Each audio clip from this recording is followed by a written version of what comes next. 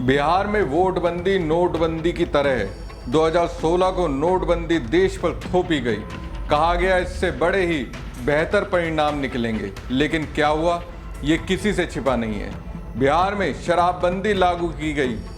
उस शराबबंदी के क्या परिणाम निकले ये आप बिहार के लोगों से पूछिए, पूरी कहानी बता देंगे। अब वोटबंदी ये मैं नहीं कह रहा हूँ, बिहार की विपक्षी पार्टियां कह रही हैं।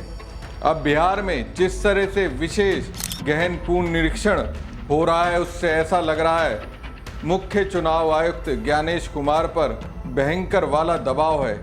एक तरह से लगता है ऊपर से उन पर दबाव बनाया जा रहा है और उस दबाव के कारण चुनाव आयोग कन्फ्यूज़न का शिकार हो गए हैं। इसे मैं चुनाव आयोग की ओर से 24 घंटे के अंदर लिए गए 2 फैसलों के बारे में आपको बताऊंगा।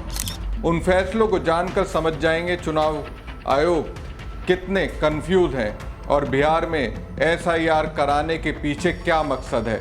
लेकिन इतना तो समझ आता है, खुश करने के चक्कर में चुनाव आयुक्त हड़बड़ी में गड़बड़ी कर गए। पहली बात अपनी फजीयत करा बैठे, दूसरी बात ये सिद्ध कर गए वो निष्पक्ष नहीं है, तीसरी बात ये बता गए कि वो किसी के इशारे पर काम कर रहे हैं।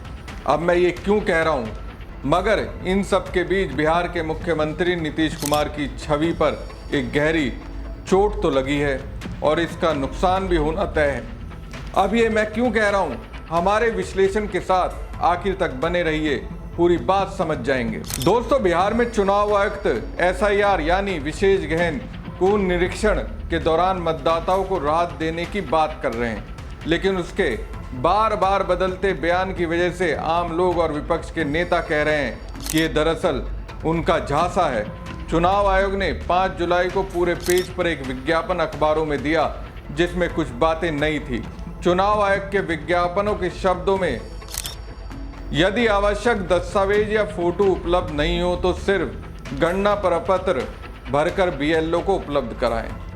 इससे साफ तौर पर यह लगा कि चुनाव आयोग ने 11 दस्तावेजों की जो लिस्ट जारी की थी उसमें उसने कुछ नरमी बरतने का फैसला किया है और ऐसा लगा कि वोटर लिस्ट में नाम दर्ज रहे, इसके लिए उन्हें जमा करने की बाध्यता खत्म कर दी गई है।